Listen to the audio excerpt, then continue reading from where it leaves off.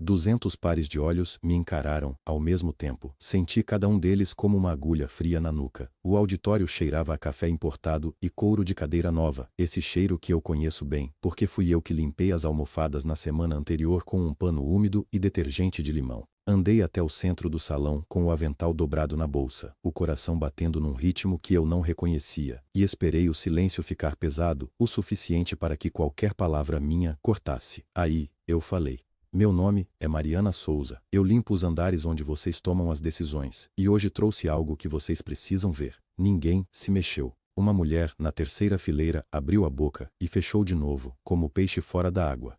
Um homem de gravata borboleta vermelha olhou para o lado, procurando alguém que explicasse o que estava acontecendo. Ninguém explicou. Mas isso é o fim. Ou quase o fim. Deixa eu voltar ao começo. 6 de julho, sábado, inverno de Campos do Jordão. Quem nunca foi à serra em julho não sabe o que é frio de verdade. Não é aquele frio úmido de São Paulo que gruda na roupa e some com 2 copos de vinho. É um frio que entra pelo nariz como metal, que faz a garganta doer só de respirar, que deixa a estrada de terra branca de geada às 6 da tarde como se fosse de madrugada. Eu dirigia o meu Gol 2009, com o aquecedor no máximo, e mesmo assim sentia os dedos duros no volante. Saí mais tarde do que devia. Passei a tarde toda no mercado da cidade comprando mantimento para para a semana, e quando entrei na estrada que leva à chácara da minha avó, já estava escurecendo. Os faróis do Gol são fracos demais para aquele tipo de curva fechada com pinheiro dos 2 lados, e eu ia devagar, olhando o aceiro da estrada com cuidado. Foi quando vi um vulto na valeta, do lado direito, encostado no barranco de terra. Primeiro pensei que era um saco de lixo, alguém que jogou entulho na beira da estrada de terra, coisa que acontece toda semana, mas a forma não era certa. Tinha ângulo de joelho, tinha comprimento de braço. Freei o carro, fiquei 30 segundos parada sem sair, com o motor ligado e o coração na garganta. A estrada estava completamente vazia. O único som era o vento passando entre os pinheiros, com um assobio baixo e contínuo, o tipo de som que não deixa você se convencer de que está tudo bem. Saí do carro.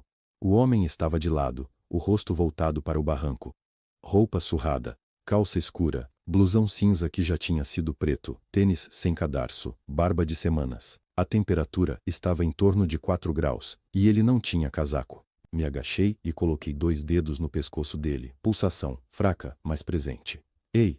Sacudi o ombro dele com cuidado. Ei, me ouve? Ele não respondeu, mas gemeu, um som baixo, quase animal, de alguém que está em algum lugar entre o sono e o desmaio. Fiz o que qualquer pessoa sensata não deveria fazer numa estrada deserta no interior. Não chamei a polícia, não esperei socorro, não fiquei gritando por vizinho. Passei o braço por baixo das costas dele e comecei a puxar. O homem pesava demais para mim, mas 18 anos de passar pano em chão de mármore, de mover sofá de couro e polir escada de granito, deram à minha coluna uma memória que o medo não apaga. Puxei, arrastei. Abri a porta traseira do Gol com o cotovelo e enfiei ele dentro do jeito que pude. Fechei a porta. Fui dar a volta pelo carro para entrar no lado do motorista, e foi aí que o farol traseiro bateu na mão dele, a mão que tinha escorregado para fora do banco e ficado pendurada perto do tapete. Parei. Os dedos dele estavam cobertos de lama seca. Unhas partidas. O tipo de mão que não combina com nada, que não conta nenhuma história coerente. E no dedo anelar da mão direita, o anelar, não o esquerdo, havia um anel grosso, escuro, com um brasão gravado em alto relevo. Fiquei olhando para aquele brasão. Tinha visto aquilo antes, tinha certeza. Mas onde? Dirigi até a chácara sem acender o rádio. O homem estava inconsciente no banco do passageiro, a cabeça tombada para o lado, a respiração curta demais para me deixar tranquila. A cada curva da estrada de terra, eu jogava o olho nele. A cada solavanco, eu segurava o volante mais forte. A chácara de inverno da minha avó fica no fim de uma estrada que ninguém usa mais, entre pinheiros que ela plantou quando minha mãe ainda engatinhava. Quando acendi os faróis na grade de entrada, o cheiro de lenha velha e eucalipto entrou pela fresta da janela. Aquele cheiro é igual o colo dela, velho, seco, de quem ficou. Arrastei o homem até a cama do quarto dos fundos. Tirei o casaco encharcado. Trouxe o cobertor de lã que minha avó, Dona Conceição, guardava na arca de cedro, o que ela nunca deixava empresa nenhuma lavar, porque dizia que lavanderia tirava o cheiro da lã boa. Acendi o fogo de lenha na cozinha. Botei feijão para aquecer, tinha panela pronta desde sexta, como sempre. Puxei a cadeira e esperei. Ele acordou quando o caldo já fazia aquele barulho de bolha grossa, de coisa encorpada. Abriu os olhos devagar, olhou para o teto de madeira escura, depois olhou para mim. Onde eu tô? A voz saiu rouca, raspando. Na minha chácara, a senhora da estrada, lembra? Ele ficou quieto um segundo. Lembro. Pausa. Me desculpa o trabalho. Trabalho, não foi. Vai sentar. Ele se sentou na cama com a dificuldade de quem está com cada músculo pesado. Levei o caldo numa caneca de esmaltado azul, a que minha avó usava para café. Ele tomou sem perguntar o que era. Como você se chama? Perguntei. Zé. Só isso. Zé. E eu não perguntei mais nada, porque fui criada numa casa onde a gente aprende desde cedo que tem perguntas que a pessoa vai responder quando quiser e as que ela não responde a gente carrega junto sem abrir a boca. Minha avó me ensinou isso. Às vezes o silêncio é a única generosidade que você tem para oferecer. Nos 3 dias seguintes, o Zé foi melhorando aos poucos. No segundo dia já estava sentado na cozinha. No terceiro, insistiu em ajudar. Me dá o que fazer, ele disse. Não consigo ficar parado. Tem lenha para rachar nos fundos. Ele foi. Voltou 30 minutos depois com a metade do que eu esperava, o cabo do machado encaixado do jeito errado e a expressão de quem terminou uma maratona. Obrigado, eu disse, sem comentar mais nada. No dia seguinte, ele quis lavar a louça do almoço. Eu fui dobrar roupa na varanda e quando voltei, ele estava com a esponja na mão, olhando para a panela como se ela tivesse escrito em idioma estrangeiro. Pode deixar que eu faço, falei. Não, eu consigo. Ele conseguiu. Levou o dobro do tempo, e a panela ficou com um fio de gordura na borda que eu tirei depois, sem fazer barulho. Mas o que me prendeu a atenção não foram as coisas que ele fazia mal. Foi a mão dele segurando o cabo do machado. Tinha calo no lugar errado. Não era o calo de quem carrega peso. Esse fica na base dos dedos, em linha reta. O dele era diferente. Grosso na palma, mais espesso no indicador e no polegar, de um jeito específico, assimétrico. O tipo de calo que aparece quando a mão fica fechada em volta de uma rédea por anos. Calo de quem monta a cavalo toda semana. Calo de quem tem estrebaria. Não disse nada. Dobrei o pano de prato e guardei. Na noite de quinta-feira, um vento desceu do alto dos pinheiros e bateu na varanda dos fundos com barulho de coisa grande passando. Eu ia levar um chá para ele quando parei no batente da porta. Ele estava de costas, encostado no poste de madeira, o celular velho na mão, digitando, com os 2 dedos indicadores, mas rápido, rápido demais, com uma precisão que não pertence a nenhum Zé que passou dias desacordado, numa estrada de terra. Era a velocidade de quem assina documento, de quem bate resposta em reunião, de quem tem agenda e sabe que o tempo custa dinheiro. A postura também mudou. Ombros quadrados, pescoço ereto, um homem que ocupa espaço. Ele sentiu que eu estava ali. Guardou o celular no bolso do casaco com um movimento único, tranquilo, como quem apaga a luz antes de dormir. Virou. Chá, eu disse, estendendo a caneca. Obrigada. Ele pegou sem desviar o olhar. Boa noite, Zé. Boa noite. Fui dormir sem fazer mais nenhuma pergunta. De madrugada, acordei com um murmúrio vindo do quarto dos fundos. Fiquei quieta, escutando. Era ele falando no sono, a voz baixa, os dentes meio cerrados. Uma palavra, um nome. Letícia. O jeito que ele disse aquilo não era o jeito de quem sonha com saudade. Era o tom de quem mastiga alguma coisa que ainda não engoliu. Firme, fundo, com uma contenção que só existe quando o ódio é velho o suficiente para ter virado método. Fiquei deitada no escuro, ouvindo o vento nos pinheiros. E comecei a pensar. Na segunda-feira de manhã, peguei o ônibus das 15 para as 11 da noite. 3 horas de volta para São Paulo com uma mochila e um pote de feijão que eu tinha guardado para levar, mas deixei na geladeira da chácara no último segundo. Não sei porquê. Achei que podia ser útil lá. Zé estava na varanda quando saí. Não disse tchau. Levantou o queixo num gesto curto, como quem confirma alguma coisa que já estava combinada. Eu fiz o mesmo. O turno noturno começa à meia-noite e termina às 6 da manhã. Eu entro pelo estacionamento do subsolo do edifício Faria Lima, Corporate Tower, passo o crachá num leitor que bipa 2 tons, e subo pela escada de serviço porque o elevador dos funcionários tem um cheiro de desinfetante industrial que gruda na roupa e não sai nem no sol. Conheço cada andar desse prédio melhor do que os diretores que passam por aqui de gravata às 8 da manhã e não sabem nem onde fica o banheiro do 12º. Sei qual carpete absorve mancha de café e qual devolve. Sei que a janela do 13º range quando o vento vem do sul. Sei que o bebedouro do 15º pinga uma gota a cada 22 segundos, contei. A minha rota começa no 14º, é sempre ali que os papéis ficam esquecidos. As pessoas saem correndo para a reunião seguinte ou para as happy hours de quinta que acabam virando sexta, e deixam as mesas uma bagunça que só eu vejo antes que o dia recomece. Lixeiras com copos descartáveis, post-its rasgados, impresso pela metade.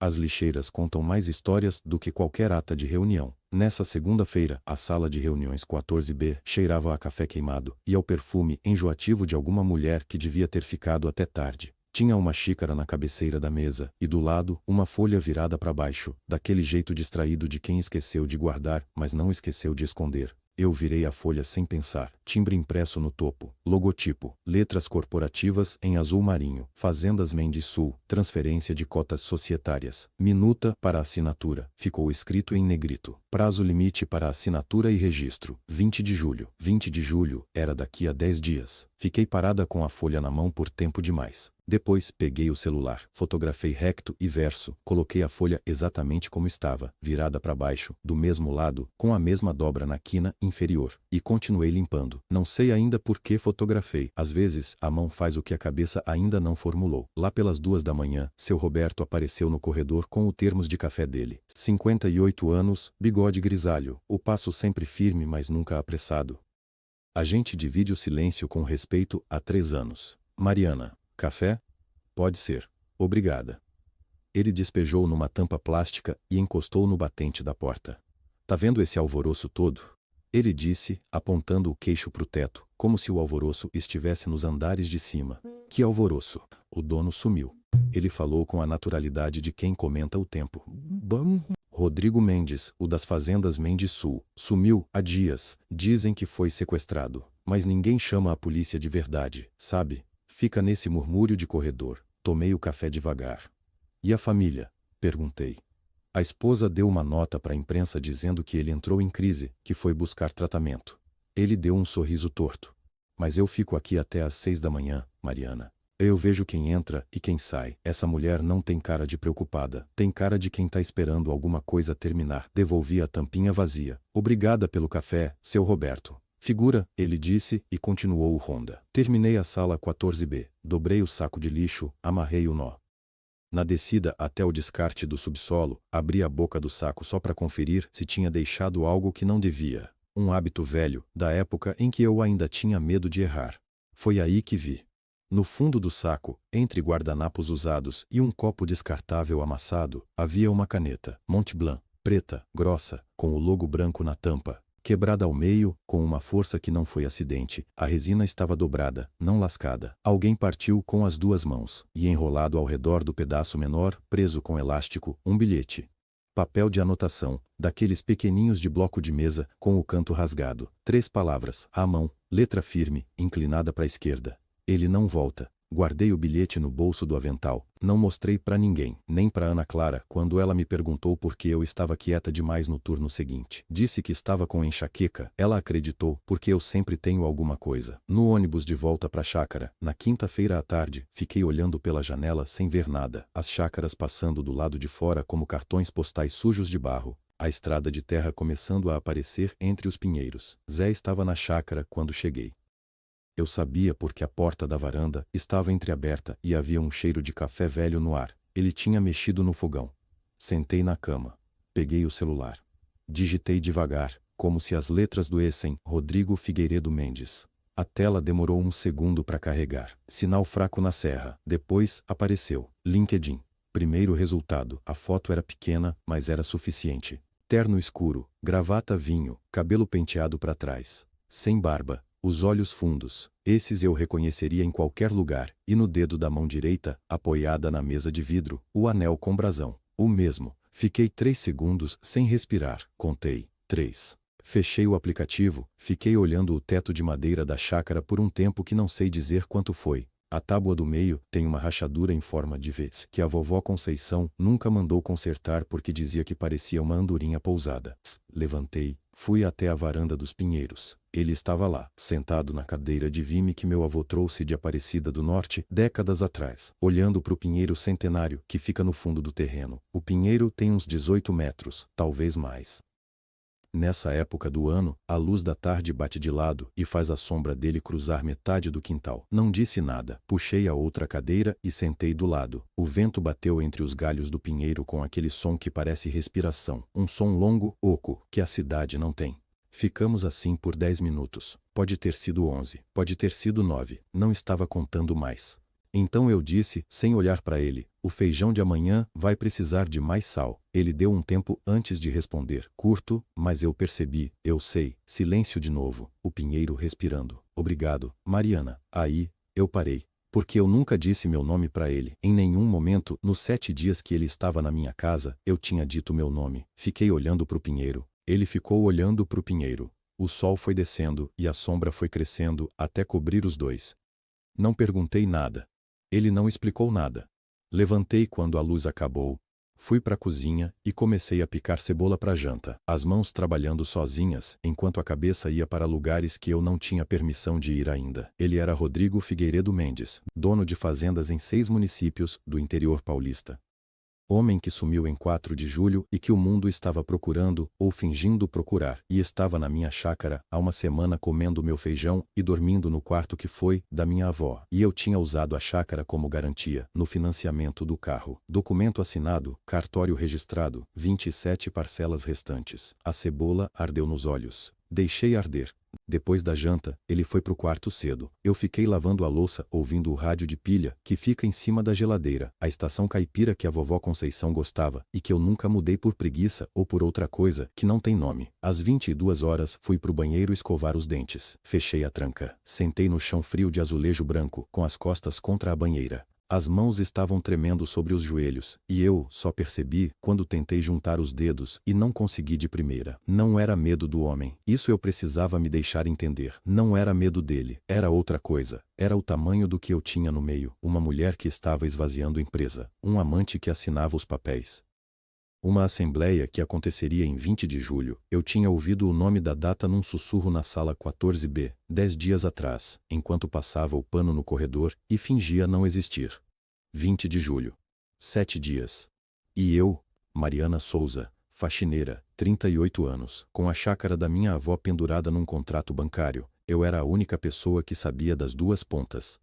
O azulejo estava gelado através da calça de moletom. Encostei a cabeça na borda da banheira e fechei os olhos. Se eu errasse, qualquer coisa, qualquer passo fora do lugar, não ia perder emprego. Ia perder a chácara. A única coisa que a vovó Conceição me deixou. A única coisa que era minha de verdade. O rádio lá na cozinha tocava uma música sertaneja antiga que eu não sabia o nome. A voz do cantor passava pela madeira das paredes, como se a casa estivesse cantando sozinha. Fiquei no chão, até a música acabar. Voltei para São Paulo no domingo à noite, com a cabeça cheia de contas, que não fechavam. Zé, Rodrigo, ficou na chácara. Foi ele mesmo quem disse para eu ir. Você tem trabalho. Vai. Eu fico aqui, disse isso olhando para o pinheiro lá fora, as mãos cruzadas nas costas do jeito que nenhum Zé do mundo cruza as mãos. Eu fui. Na sexta-feira, o turno começou como sempre, às 2 da manhã, elevador de serviço, cheiro de produto desentupidor, misturado com café requentado da cantina. Eu estava no 8º andar passando pano no balcão da recepção quando o celular vibrou. Era Ana Clara. Mari. Que vergonha, esqueci a carteira na 14B. Você consegue pegar para mim, antes de sair? Tá no armário do lado de fora da sala, aquele vermelhinho. Pode deixar, eu disse. Pego antes das 5. Você é um anjo. Juro que te pago um pastel amanhã. Desliguei e continuei o pano.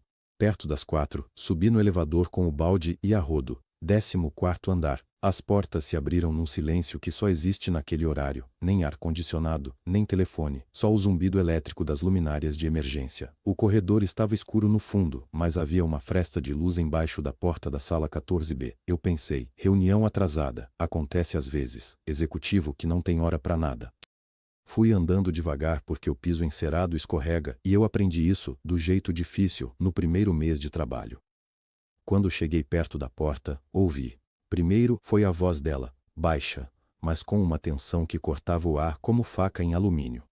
Se ele aparecer antes do dia 20, a gente perde tudo. Você garantiu que o sumiço dele parece voluntário? Parei, o balde bateu de leve na minha perna, segurei o cabo da rodo com as 2 mãos para não deixar cair nada. A outra voz era masculina, mais calma, quase entediada. Garantido, ninguém vai procurar homem que fugiu de dívida. Fábio, a voz dela ficou mais áspera. Eu não tô falando de aparecer, tô falando de aparecer com prova, com advogado, com... Letícia, ele cortou. Para, você tá falando alto. Silêncio de 3, 4 segundos. Ainda faltam 6 dias, ele continuou, mais baixo agora, quase um sussurro que atravessou a porta de madeira como se ela fosse papel. A transferência vai ser homologada na Assembleia. Depois disso, não importa onde ele apareça. O cheiro de café requentado da cantina ainda estava na minha garganta. Eu engoli ele todo de uma vez. Dei um passo para trás, depois outro. Encostei as costas na parede do corredor e fiquei parada até ouvir o barulho de cadeira arrastando lá dentro, sinal de que iam se mover. Não entrei na sala. Fui até o armário externo, o armário de chapa cinza que fica enfileirado com outros 5 iguais no corredor. O terceiro da esquerda estava fechado, mas não trancado. Abri. A carteira vermelha de Ana Clara estava em cima de uma jaqueta dobrada. Peguei, fechei, voltei para o elevador. Dentro do elevador, enquanto o painel mostrava o número 14 descendo para o número 1, eu coloquei a mão no bolso do avental para pegar o celular. Hábito antigo, de verificar se não caiu. O celular estava quente. Eu olhei para a tela. O aplicativo de gravação de voz estava aberto. O contador marcava 11 minutos e 42 segundos. O ícone vermelho piscava. Eu tinha ligado o gravador na semana anterior para capturar uma nota de voz para mim mesma, uma lista de compras, e esqueci de desligar. O celular ficou no bolso do avental durante toda a subida, todo o corredor, toda a parada na frente da porta da 14B. As portas do elevador se abriram no primeiro andar. Eu não saí imediatamente. Fiquei olhando para o contador, 11 minutos e 42 segundos de corredor vazio, barulho de rodo, passos meus no piso encerado, e vozes, 2 vozes que eu nunca deveria ter ouvido, sobre um homem que estava dormindo no quarto dos fundos da minha chácara, a 180 quilômetros dali. As portas do elevador tentaram fechar, coloquei o balde na frente, elas abriram de novo. Olhei para o arquivo de áudio, 11 minutos e 42 segundos. Premi pausar. Cheguei na chácara na manhã de sábado com o celular carregado e a cabeça pesada de uma semana sem dormir direito. A geada tinha amolecido, o chão estava úmido, e quando abri a porteira, ouvi o som das botas na lama, aquele barulho, chiado, como papel sendo rasgado devagar. Rodrigo estava na cozinha, não deitado, sentado à mesa, com uma xícara na frente, olhando pela janela como se esperasse por mim. A barba tinha diminuído, não sumido, mas controlado. Alguém tinha passado uma tesoura por ali. Ele estava mais ereto também. Aquela curvatura de quem está com dor tinha cedido. Deixei a bolsa na cadeira do canto, coloquei o casaco no gancho. Você dormiu? Perguntei. Mais do que em semanas, ele disse. E te comi tudo que você deixou, acrescentou, como se precisasse me dizer. Eu sei, respondi. O pote de feijão estava vazio. Fiz café, não porque precisava, mas porque precisava fazer alguma coisa com as mãos enquanto organizava o que ia dizer. O cheiro do café encheu a cozinha, forte, um pouco queimado, do jeito que minha avó sempre fazia. Dona Conceição dizia que café fraco era desrespeito. Coloquei 2 xícaras na mesa, sentei na cadeira da frente, coloquei o celular entre nós dois, com a tela virada para cima. Ele olhou para o celular, depois olhou para mim. Tem uma coisa aqui que você precisa ouvir, eu disse. Mas antes disso, me diz uma coisa. Me diz seu nome de verdade. O silêncio durou uns 5 segundos, curtos e longos ao mesmo tempo. Por que você acha que não é Zé? Ele perguntou, sem ironia, como quem ainda está testando. Porque Zé não digita do jeito que você digita. Porque Zé não fica olhando para uma xícara como se estivesse calculando alguma coisa. Porque as suas mãos nunca lavaram louça na vida. E isso não é julgamento, é observação. Me diz o nome. Ele olhou para a xícara, depois, para mim. Rodrigo Figueiredo Mendes, ele disse, baixo, seco. Como quem larga um peso. Eu não disse nada, apertei play. O áudio começou a tocar. A voz de Letícia. Primeiro, aquele timbre preciso, construído, de quem aprendeu a soar razoável em qualquer situação. Depois, a voz de Fábio, mais relaxada, mais descuidada. A voz de quem acha que já ganhou. 11 minutos e 42 segundos de gravação captada pelo meu celular, encostado numa parede de corredor, a 180 quilômetros dali. Fiquei olhando para o rosto dele durante todo o tempo. Não era surpresa. Era exatamente o oposto. Era o rosto de alguém que houve confirmação do que já sabia, e que de alguma forma precisava ouvir de fora para acreditar que era real. Quando terminou, ele ficou parado. A xícara de café na frente dele tinha esfriado. Eles mencionam o dia 20, ele disse. Não era pergunta. Mencionam, mais silêncio. Lá fora, o vento bateu nos galhos do pinheiro centenário. Uma pancada seca, como estalido de osso. Depois, ele falou. Por que você me ajudou? Você não sabia quem eu era. Olhei para ele. Eu sabia quem eu era, respondi. Ele ficou me olhando por um momento. Como se aquilo tivesse peso que ele precisava medir. Depois, se levantou. Devagar. Foi até a janela da cozinha, aquela janela pequena com vidro embaçado que eu sempre quis trocar e nunca troquei porque era Jean Rose Style. Que era a janela que minha avó olhava enquanto descascava a batata. Ficou de costas para mim. Eles vão assinar no dia 20, ele disse baixinho. Se eu não aparecer com prova de vida autenticada e contestação formal até às 14 horas, a transferência é homologada. Eu perco o controle da empresa, perco tudo o que construí, perco o que era do meu pai, antes de ser meu. Eu não perguntei quanto valia, não importava o número. Quantos dias a gente tem? Perguntei. Ele virou.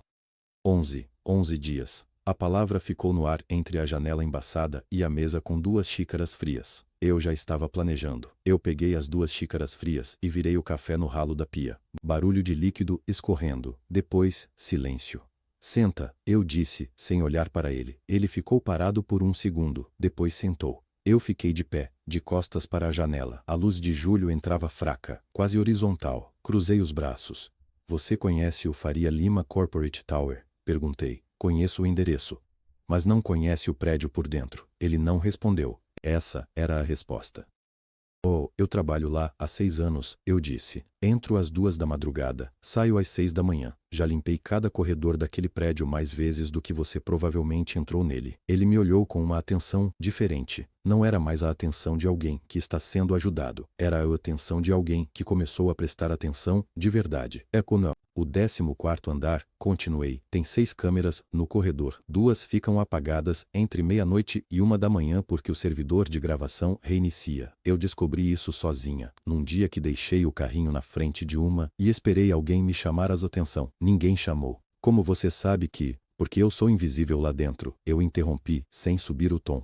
A faxineira entra, a faxineira sai, ninguém olha, ninguém pergunta. É isso que você nunca vai entender sobre o meu trabalho. Ele fechou a boca. A sala de reuniões 14B fica vazia todas as terças e quintas depois das 21 horas. Eu continuei. Eu sei porque tenho que limpar ela antes das 2. Às vezes, ainda tem papel na mesa. Às vezes, tem papel na lixeira. Numa quinta-feira de maio, eu encontrei uma minuta com o nome da sua empresa e o nome do Fábio Carvalho Noronha em campo de assinatura. Eu não sabia o que era. Agora sei. Rodrigo ficou muito quieto. Você fotografou? Fotografei. Tenho 14 fotos no meu celular, com data e hora no canto, porque eu nunca desligo o carimbo automático. Ele levantou a mão, como se fosse assumir o comando da conversa. Então o que a gente precisa é... Ainda não terminei, eu disse. Ele abaixou a mão.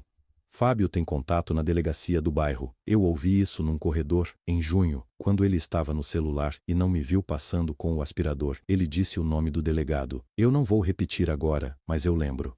Isso significa que a gente não pode ligar para a polícia antes de ter prova que nenhum delegado consiga engolir. Prova que precise de audiência pública, de câmera, de imprensa. Alguma coisa que não dá para sumir numa gaveta de delegacia. Rodrigo ficou olhando para a toalha de mesa quadriculada, vermelha e branca, a mesma que a minha avó usava. Ele passou o dedo por cima de um quadradinho sem perceber que estava fazendo isso. Isso o áudio que você tem, ele disse devagar. Mas as minutas fotografadas. Isso já é bastante. Não é suficiente para a Assembleia. Dá para abrir processo depois, mas não dá para interromper votação em 11 dias. Então o que falta? As gravações do corredor 14, dos últimos 20 dias. Ele ergueu os olhos. Câmera de segurança do prédio. Sim, o protocolo do prédio guarda por 30 dias. Quem controla o arquivo é o segurança noturno. Seu Roberto Almeida, 58 anos, trabalha no prédio há 12. Nunca faltou um dia. A Ana Clara me falou uma vez que ele guarda os arquivos num HD externo porque já perdeu gravação por queda de servidor. E você acha que ele vai te dar isso? Eu não respondi na hora. Fui até a janela. Lá fora, o pinheiro centenário balançava devagar, como se estivesse ouvindo e estivesse pensando junto. Eu não sei, eu disse honesta. Mas eu sei que o seu Roberto é o tipo de homem que acende a luz do corredor quando eu chego com o carrinho cheio, mesmo sem eu pedir, e que guarda metade do lanche dele para mim porque sabe que eu não como antes de ir trabalhar. Rodrigo ficou quieto de novo. Dessa vez, era outro tipo de quieto. Eu peguei o celular em cima do aparador. A tela estava fria. Procurei o nome. Disquei. 2 toques. 3. Alô? A voz do seu Roberto era grossa, levemente rouca, do jeito que fica quando a pessoa atende fora do horário de trabalho. Seu Roberto, boa tarde, eu disse. Aqui é a Mariana, do turno da noite. Mariana? Tá bem, menina. Tô sim, obrigada. Seu Roberto, o senhor ainda tem as gravações do corredor 14 dos últimos 20 dias? Silêncio. Não o silêncio de quem não entendeu. O silêncio de quem entendeu rápido demais. Tenho, Mariana. Por quê? Tenho, Mariana. Por quê? Eu respirei fundo antes de responder. Lá fora, o vento batia na janela da chácara, mas eu já não estava mais na chácara de cabeça. Porque preciso conferir uma coisa, seu Roberto, mas não por telefone. Outra pausa, mais curta dessa vez. Quando a senhora vem a São Paulo? Segunda-feira à noite. Meu turno começa às 11. Chega um pouco mais cedo, ele disse. Umas 10h30. Eu tô no subsolo, fazendo ronda. Ele desligou sem explicar mais nada. Não precisava. Segunda-feira. 10h25 da noite.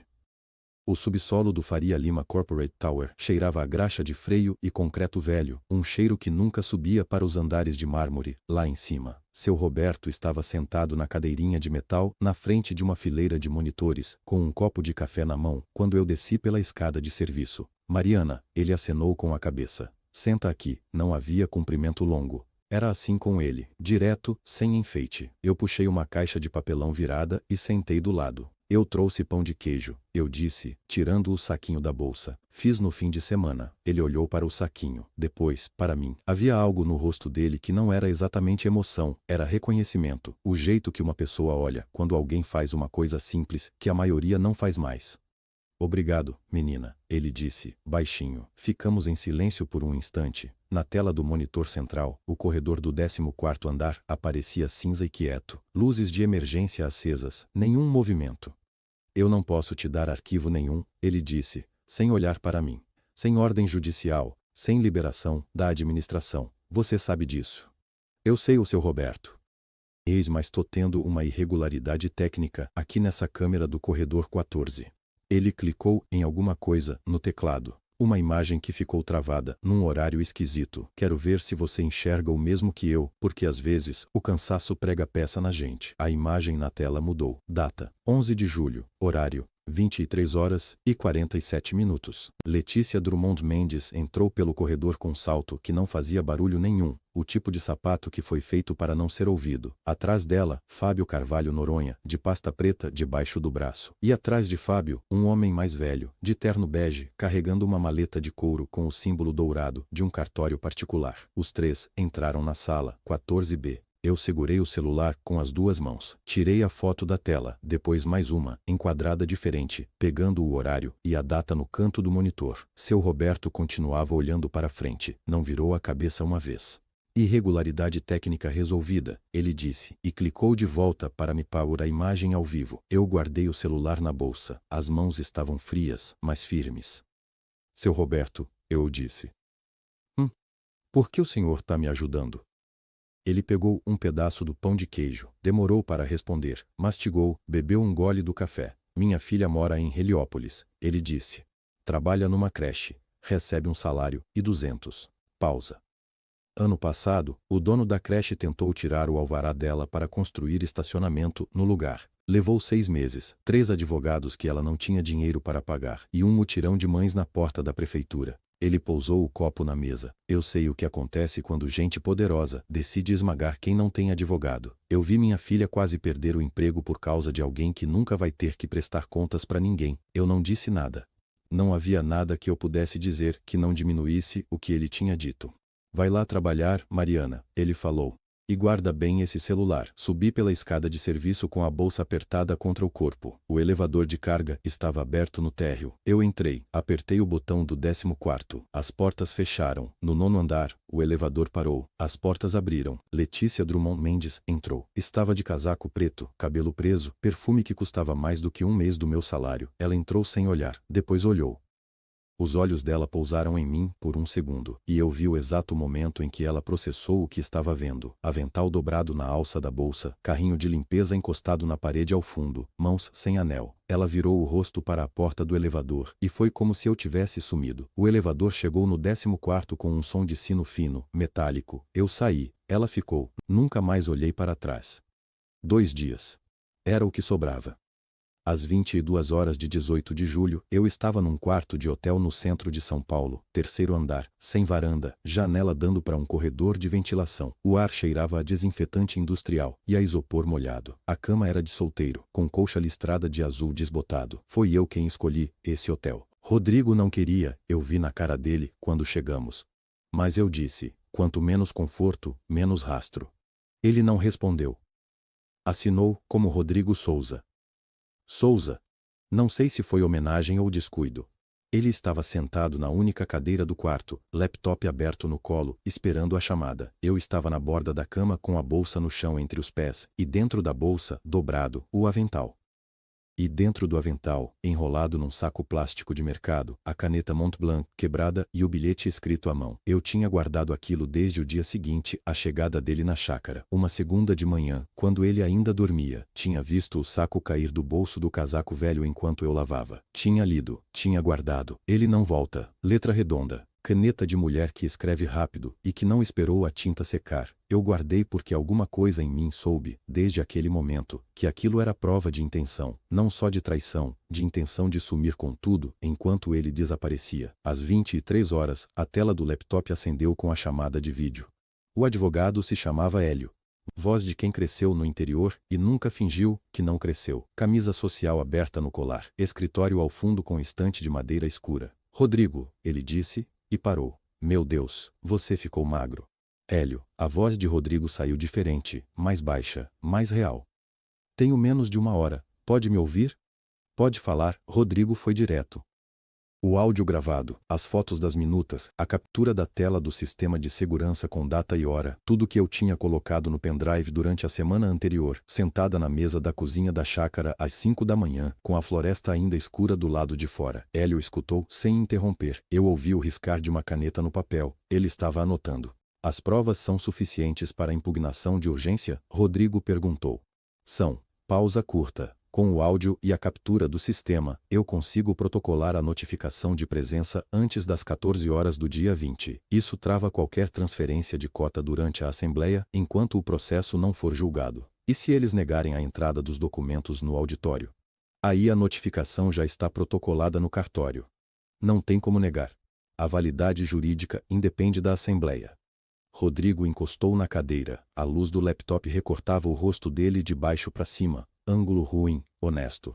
Mas quem entrega o pendrive lá dentro? Hélio ajustou os óculos. Rodrigo, você não pode entrar pela frente. Se Fábio te vir antes da hora, ele some com os documentos originais. O homem conhece gente no cartório. Vai atrasar tudo. Silêncio. O desinfetante do quarto cheirava mais forte quando ficava quieto, não sei porquê. Rodrigo virou o rosto para mim, Hélio virou o rosto para a câmera, e mesmo através da tela, deu para sentir o momento em que ele percebeu que tinha mais alguém no quarto. Quem está aí com você? Rodrigo abriu a boca. Eu falei antes. Mariana Souza. Eu me levantei da cama, fiquei de pé, atrás do ombro dele. Eu entro. Hélio me olhou por 3 segundos inteiros. A senhora tem alguma ligação com a empresa? Nenhuma. Tem acesso ao auditório? Não. Mas tenho um avental, um carrinho de limpeza e 16 anos de prática em entrar em lugares onde ninguém me vê. Outro silêncio. Hélio tirou os óculos. Passou a mão no rosto. Tornou a colocar os óculos. Rodrigo, ele disse devagar. De onde você arranjou essa mulher? Rodrigo olhou para mim. E pela primeira vez em 14 dias, ele sorriu de verdade. Não o sorriso contido da chácara, não o sorriso cauteloso de quem ainda está medindo o terreno. Um sorriso real, curto, cansado, real. Ela me encontrou na beira de uma estrada, ele disse. Eu estava no chão. Hélio assentiu devagar, como se aquilo explicasse tudo. Combinado. Às 13 horas do dia 20, eu protocolo. Às 14, vocês entram, cada um pela sua porta. A chamada encerrou. O quarto ficou no silêncio do desinfetante e do corredor de ventilação lá fora. Eu peguei a bolsa, coloquei no ombro. Você vai dormir aqui? Rodrigo perguntou. Não, peguei a chave do meu próprio quarto, 2 andares acima, reservado no mesmo nome. Vejo você às 12h30. Cheguei na porta. Mariana. Eu parei. Por que você guardou a caneta e o bilhete? Desde o começo, sem me dizer nada. Fiz uma pausa com a mão na maçaneta fria. Porque eu já soube, lá na estrada, que você não estava no chão por acidente. Abri a porta. E porque mulher que escreve, ele não volta com essa firmeza, essa mulher planejou antes. Saí. O corredor estava vazio e o carpete vermelho estava gasto no meio, onde os pés passam faz anos. Faltavam menos de 14 horas, e eu ainda precisava passar pela portaria do auditório Mendes Sul com um carrinho de limpeza e um pendrive, sem que ninguém me visse. Isso eu ainda não tinha resolvido. Resolvi o problema às 11 da noite, no banheiro de um posto de combustível a 2 quarteirões do auditório. Seu Roberto Almeida me ligou, enquanto eu ainda estava no metrô. Mariana. A voz dele era baixa, como se alguém pudesse ouvir. Você sabe o que está fazendo? Sei. Porque se você entrar lá e der errado. Seu Roberto. Segurei o telefone com as 2 mãos. O senhor me viu limpar aquele corredor por 4 anos. Sabe que eu não derramo café no carpete. Ele ficou quieto um segundo. A entrada lateral dos fornecedores abre às 12h30. O rapaz que abre se chama Diego. Diga que vai entregar os produtos de limpeza da reunião. Mas não tenho. Eu deixei um carrinho com 2 galões de álcool no corredor B. Está etiquetado com o seu nome. Uma pausa. Fui eu que pedi a etiqueta. Ninguém questiona etiqueta. Desci no ponto certo com o coração batendo mais rápido do que eu queria admitir. O carrinho cheirava a eucalipto e a plástico novo. Empurrei até a porta lateral do auditório Mendes Sul e o Diego nem levantou a cabeça do celular. Deixei o carrinho no corredor dos fundos e entrei pela porta da frente. Eram 13 horas e 47 minutos quando empurrei a porta principal do auditório. A madeira era pesada, envernizada, do tipo que anuncia quem entra com um rangido de autoridade. Mas eu já sabia que ela rangia. Tinha ensaiado 3 vezes na cabeça. O lugar estava cheio, 200 cadeiras, talvez mais. Ternos, pastas, gravatas, aquele cheiro específico de ar-condicionado misturado com perfume caro que eu conheço melhor do que ninguém, é o cheiro do 14º andar, às 3 da manhã, quando todo mundo já foi embora, e só eu fico. Na mesa diretora, Letícia Drummond Mendes estava de pé, o microfone na mão, a voz firme como parede de concreto. Fábio Carvalho Noronha sentado ao lado, caneta cruzada nos dedos, o rosto de quem já comemorou antes de terminar o jogo. Ela estava no meio do discurso, ouvi o final enquanto caminhava. E é com responsabilidade e com profundo respeito pelos acionistas desta casa que propomos a homologação desta transferência, garantindo a continuidade. Cheguei ao microfone de visitantes. O segurança do evento avançou 3 passos, camisa branca, pescoço largo, a mão já levantada. Falei, antes que ele chegasse. Meu nome é Mariana Souza. A voz saiu mais firme do que eu esperava. Eu limpo os andares onde vocês tomam as decisões.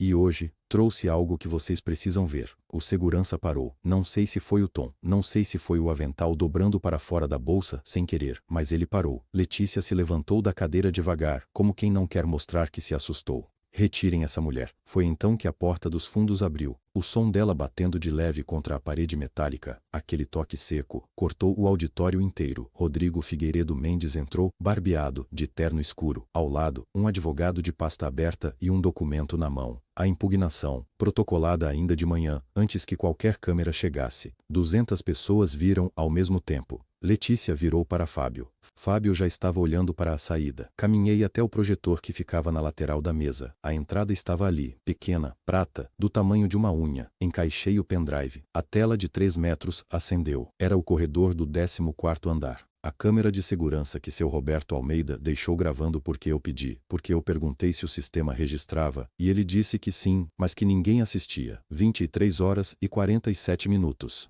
Letícia. Fábio. O notário com a pasta preta.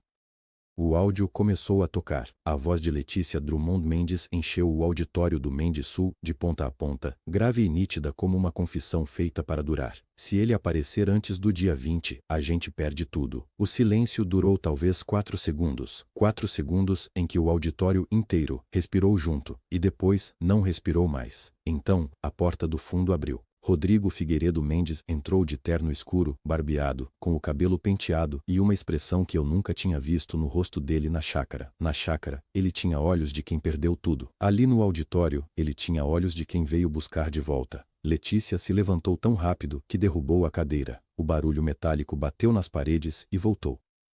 Rodrigo, pode sentar, Letícia. A voz dele era baixa, quase educada. Pior do que se tivesse gritado. Fábio Carvalho Noronha não disse nada. Ficou parado com a pasta na mão, olhando para a porta lateral. Aquela porta que ele achava que era a saída. 2 homens de terno com crachá da Polícia Federal já estavam lá antes dele. O mandado tinha sido expedido às 9 da manhã. O advogado de Rodrigo cuidou disso enquanto eu ainda estava no ônibus das 6, com o pendrive dentro do sutiã, porque minha bolsa não fechava direito. Fábio abaixou a pasta devagar, como quem sabe que acabou. Letícia ficou de pé. As mãos dela apertaram a borda da mesa até os nós dos dedos branquearem. Ela olhou para mim uma vez, só uma vez, e eu vi que ela estava procurando alguma coisa no meu rosto. Raiva, talvez. Ou medo. Qualquer coisa que ela pudesse usar. Não dei nada. Saí pelo corredor lateral enquanto os federais ainda estavam algemando Fábio. Ouvi o clique do metal. Ouvi a voz dele dizendo, isso é um erro, com uma calma que não enganava mais ninguém. Estava procurando o elevador quando ouvi passos rápidos atrás de mim. Mariana, me virei. Era Rodrigo, sem a formalidade do palanque, sem a pose do magnata. Só um homem de 44 anos que estava me devendo alguma coisa e sabia disso. Eu quero te pagar. O que você fez? Não. Ele parou. Não é isso. Eu segurei a bolsa com as 2 mãos. Eu não fiz isso por dinheiro. Eu sei. Ele olhou para o chão um segundo, depois de volta para mim. Então, me deixa fazer alguma coisa. Qualquer coisa. Pensei na chácara, no inverno de julho com a geada entrando pela fresta da janela, no pinheiro centenário que minha avó plantou ou herdou, não sei mais. Só sei que era mais velho do que qualquer problema que eu já tive. A chácara da minha avó precisa de uma cerca nova. Falei devagar. Tem um pinheiro centenário que eu não quero perder. O gado dos vizinhos entra pelo lado norte. Ele me olhou por um momento, depois assentiu. Simples assim. Tá feito. Não apertamos as mãos. Não era o tipo de coisa que precisava de aperto de mão. Peguei o avental dobrado da bolsa, tinha levado sem pensar, costume de quem vive entre o trabalho e o ônibus, e dobrei mais uma vez, caprichado, e coloquei de volta. Depois fui embora pela porta da frente, a mesma por onde tinha entrado, de manhã cedo, com cheiro de café frio na roupa e um pendrive do tamanho de uma unha no sutiã. Não olhei para trás. Na mesma tarde, os portais de negócios publicaram a foto de Letícia Drummond Mendes saindo do auditório Mendes Sul de braço dado com um delegado. A legenda dizia que a Ordem dos Advogados do Brasil tinha aberto processo disciplinar. Uma semana depois, ela perdeu o registro. A transferência de cotas foi declarada nula. Minha avó dizia que quem acolhe na geada não precisa de ouro. Eu acolhi um homem na valeta de uma estrada de terra em julho, carregado, aquecido, alimentado, sem perguntar nome, sem pedir nada em troca. E o que eu ganhei não tem preço, mas tem nome. É dignidade, a minha, que nunca foi dele para devolver.